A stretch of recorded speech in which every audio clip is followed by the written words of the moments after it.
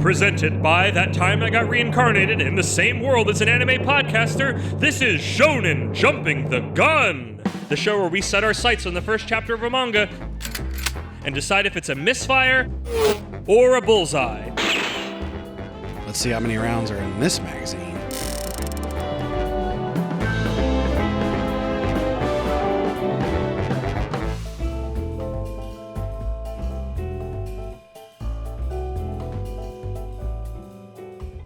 On today's episode, Brad, it's just time to say it. You and I are polar opposites.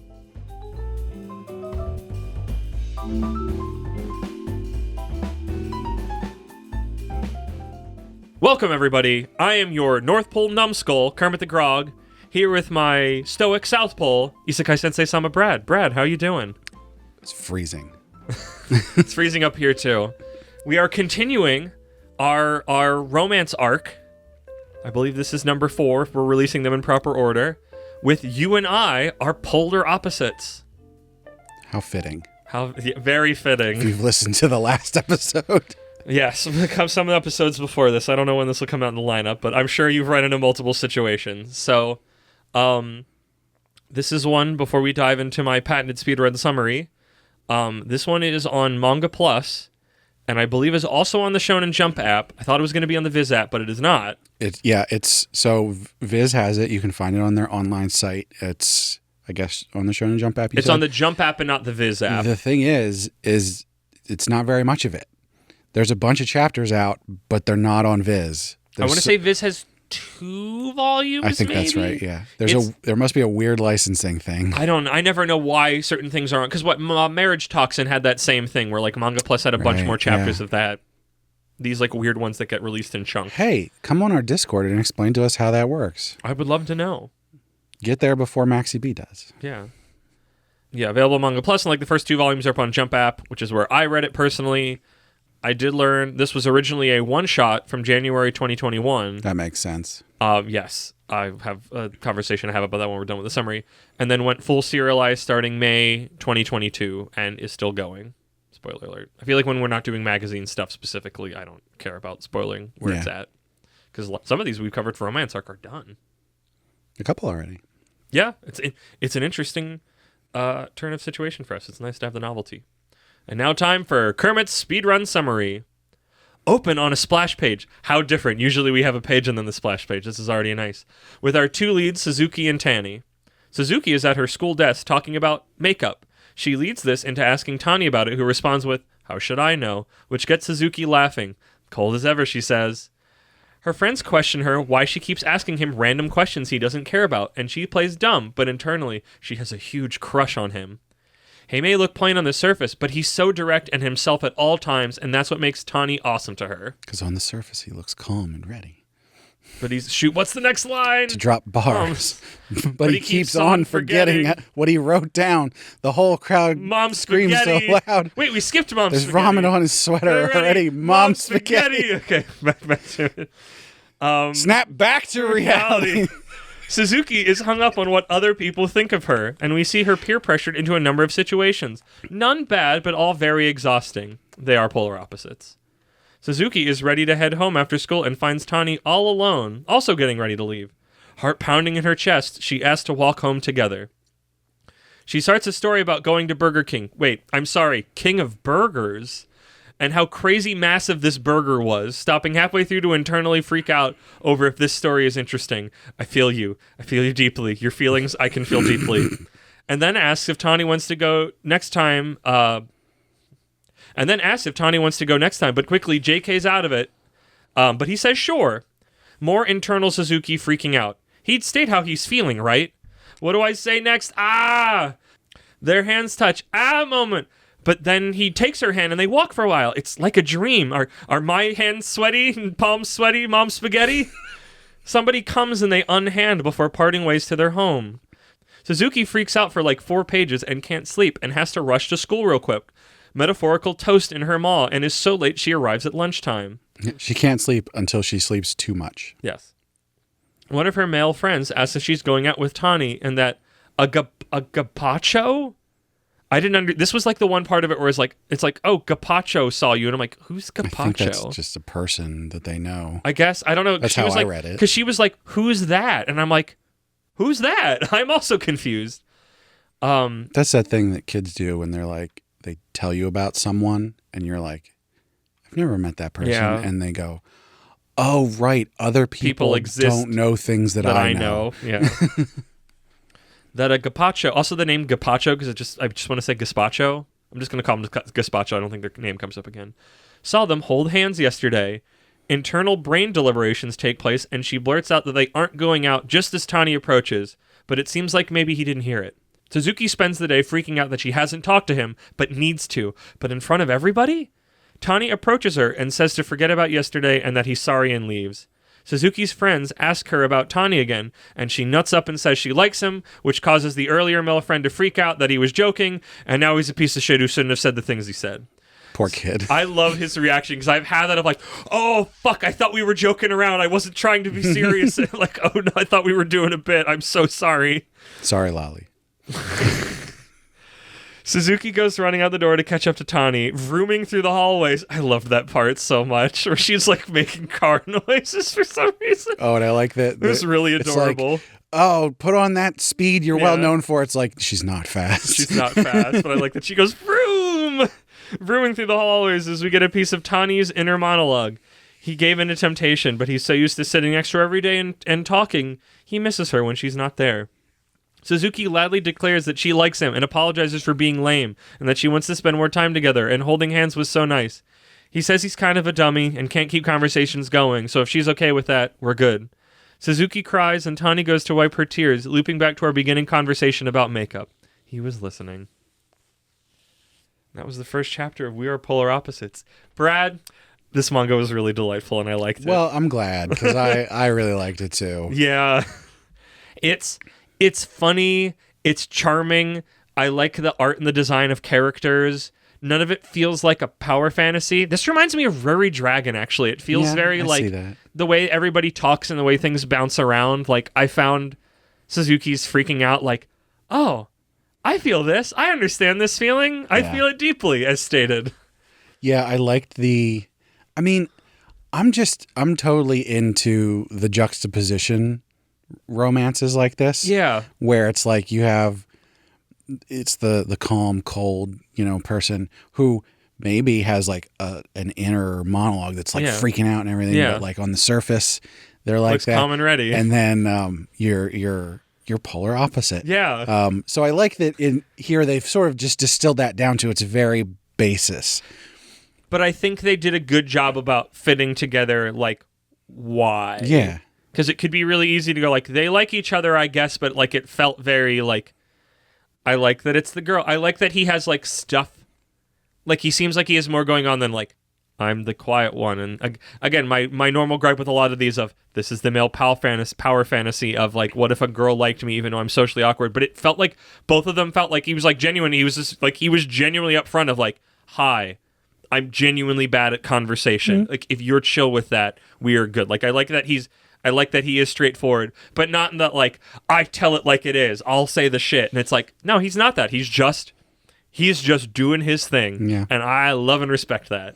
I do think there's a level of protag-kun to him of like standard Japanese male teenager, which is why I'm a little surprised how much he doesn't have. He has a cool design. I think it's because he's genuinely straightforward. Mm-hmm. I guess to an extent. I guess Mob doesn't have that as much. Maybe he reminded me of Mob a little bit as I'm trying to talk about it. I actually got that, but he's. I don't know if this was drawn in a like if it didn't have an interesting art style, if I would have not. But like I didn't get a whiff of protag. Like I almost got a whiff, and I felt like it was like no, you feel like you are like the fact that he's just straight up of like. A, it helps that we don't follow him, we follow the girl. Yeah. But B, it felt really like the fact that we get that little glimpse of his monologue of like, I've sat next to you every day, like I miss it when you're not there. Yeah. And I liked that. He feels less protag-kun and more spectrum-y, and I really dug that. I don't know if that was the intention.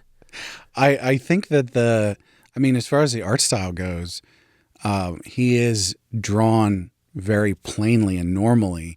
And like everyone around him has sort of a more dynamic style Yeah. to them. Like Mob, admittedly, Yeah. to an extent. I mean, this guy, the whole point is that he speaks his mind more, Tani, but like, yeah, I was charmed by it. I liked the art. I thought it was funny. I already said during the summary, I like that when she goes to run after him, she makes vrooming noises. Like, she can be a goofball sometimes, and I appreciate that. I appreciate that she has both male and female friends. I love how the male friend, like, I said it in the summary, I like how he reacts, because it's like, there were so many times reading this that I felt like I've been there. I felt those things. I've been that person, and that made it very charming. It didn't feel without fingerprints. Yeah, there's a lot of stuff about this chapter that was very refreshing.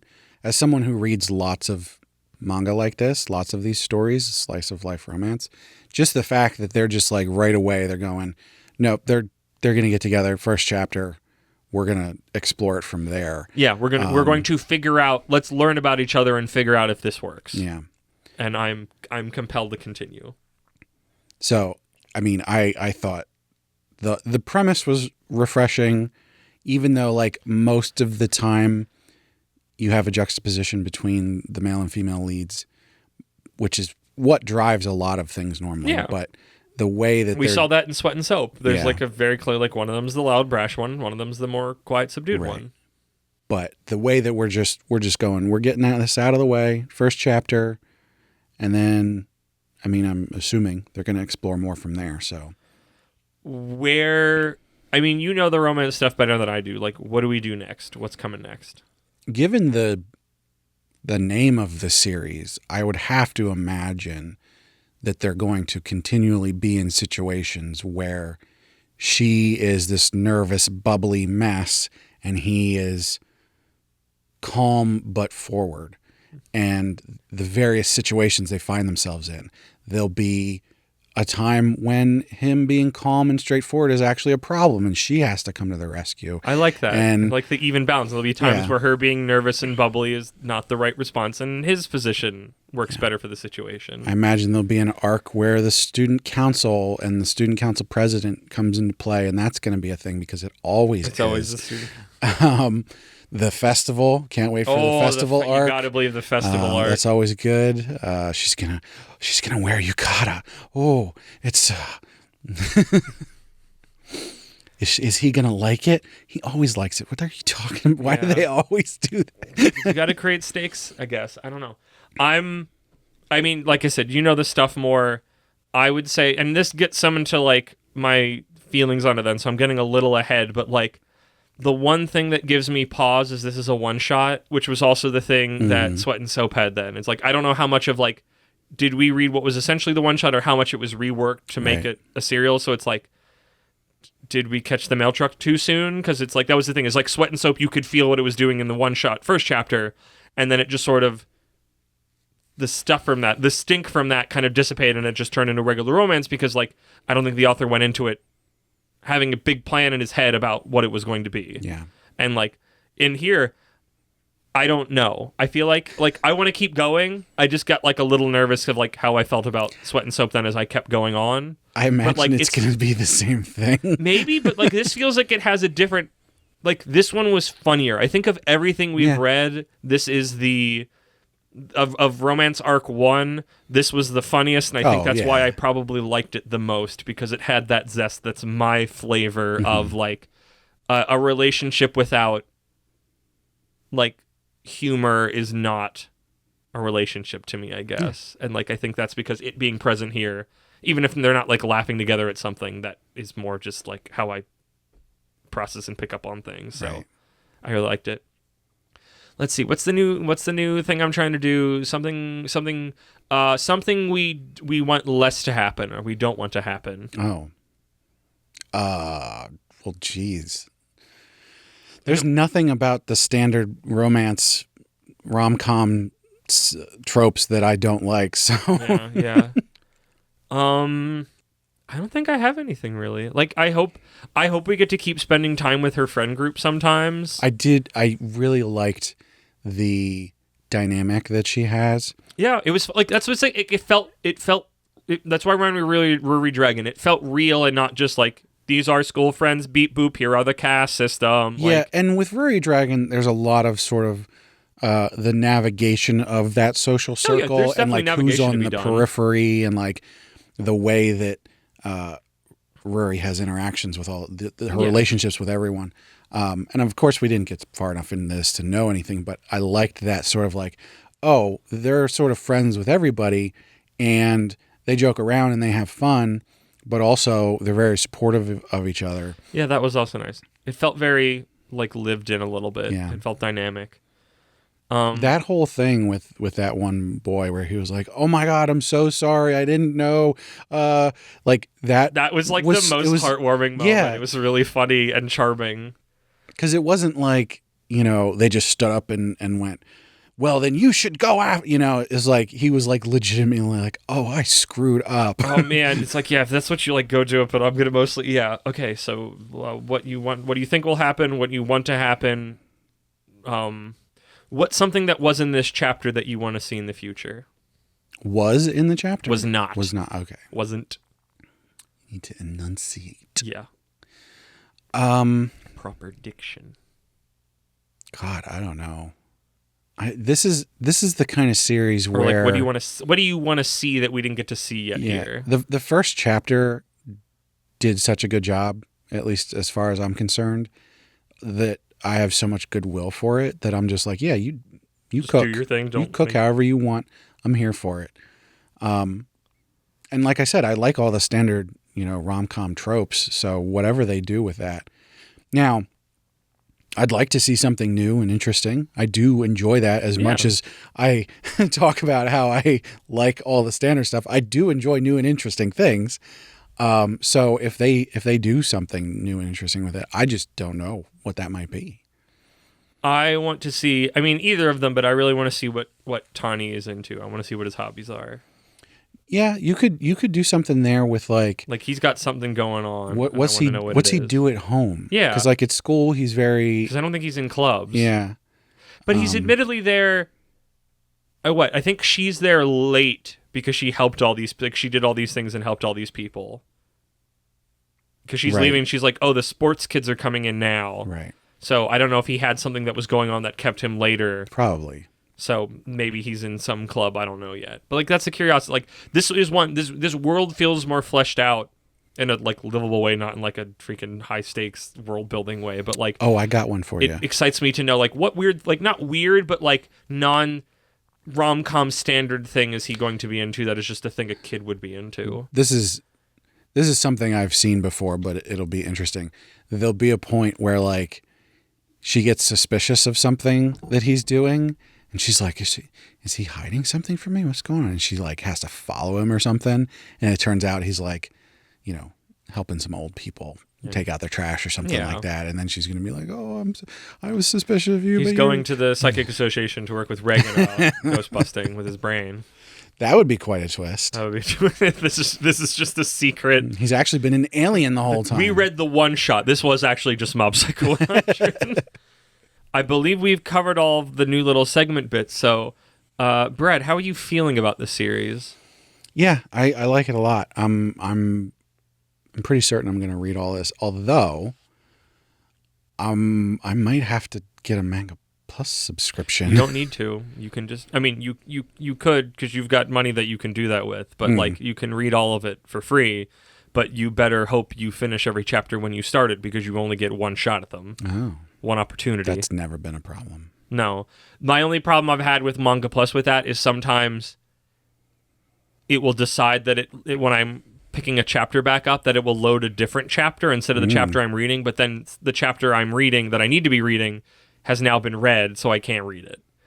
And admittedly, the first time I did that was with Red Cat Ramen, where continuity wasn't the most important, but I could imagine with something like this that was more point to point, that would have been very frustrating. So and that's my gripes with Manga Plus. I say that, and as I say, please support the official release. As I said, on Viz, there's only like the first 2 volumes. Yeah. I know a lot more of it's out than that, and Manga Dex is very respectful of official translations. They link to Manga Plus for this, and they only have the first 3 and last 3 linked. Interesting. Okay. So I mean, I supported the official release by reading on MangaDex without paying for the description by seeing a bunch of ads I didn't want to see that made it load poorly. On Manga Plus. On Manga Plus. What did I say? MangaDex. Okay, yeah, not MangaDex. Manga Plus is what I'm talking about specifically. If you can get it officially, please do. Yeah.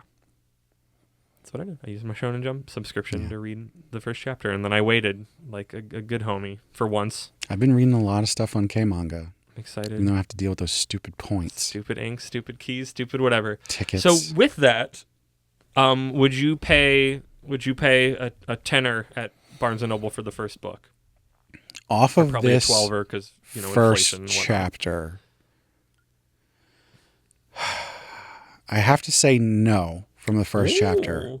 But I have a feeling by the time I get 2 or 3 more chapters, I probably would. So maybe I will. Maybe I'll just buy the volumes, because there's a big difference here with Sweat and Soap. I read the first chapter and I was like, I love absolutely everything about this so much, and so I was like, I'm just gonna buy it. With this one, I like what it's doing, but it's not as connected to me as something like Sweat and Soap is, as a old man that I am. I like the school life rom-com stuff. Like I said, Komi Can't Communicate is one of my favorites, but they're not ones that I'm like so attached to that I'm like, I have to purchase something physical for this. But it could be. I'd buy it. I was really charmed. I don't think I would buy anything more. Now that we've had that thing looming where you just bought all of Sweat and Soap, I feel like that's a new tier level of this conversation. I think I'd buy the first one. Would you buy the entire box set? And then from the first chapter, that's a fun question.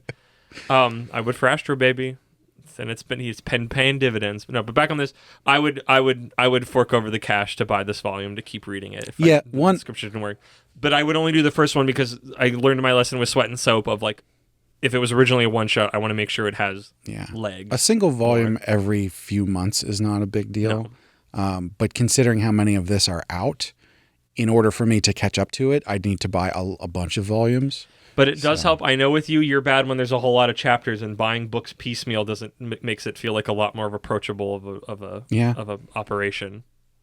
And really, that's what I should do. I should buy one at a time and read it, and then buy the next one after that. Yeah, but Sweat and Soap was done literally in a box. Well, it was in a box set. Well, no, it was complete. It's a complete series. Yeah, but that doesn't mean you have to buy all of it at once if you don't want to finish it. Right, but yes, I do. OCD says I do. I got those cool scratch and snick stickers. Smell a sweaty lady. I don't think it smelled like that, right? Weren't they all really nice? No. One of the sets was like the soap smells, and then the other one was like the restaurant smells. Oh, they ever say the sweat smells? But yes, this has been We Are Polar Opposites. Thank you for listening. And Brad, hit me with those plugs. Well, as always, we want to thank Sugoi Mart for partnering with us. In case you don't know what Sugoi Mart is by this point, I don't know why you wouldn't. But Sugoi Mart's a retailer of Japanese snacks, drinks, toys, and merch. All kinds of stuff you can't get outside Japan. Our listeners can check the link in the description or use code APR15 at checkout to get 15% off your first order. And of course, we want to know what you think, so hit us up on social media, which you can find all the links for on our website, animepodcasterreincarnation.com. We also have posts for every episode that go up there, and you can leave comments. We also have a Discord, so if you don't want to leave a comment, you can come on there and chat with us. We have, episode chats that go up there. So find us there and join the conversation. We also have a Patreon. Our supporters get perks like getting to vote on which series to cover on heroin addiction. There's bonus episodes, and you can also get the high-quality stereo version of the podcast early. Of course, we got to shout out our patrons. At our Reincarnator tier, we've got Cake Dwarf and Moon. In our Commoner tier, we've got Rena and Kill Hour. Thank you so much to all our patrons. Thank you, everybody, again for listening. Make sure you listen to the other series on our feed. And, oh gosh, Brad, we got to get out of here before our magnet poles connect together. Like that one JoJo's Bizarre Adventure episode.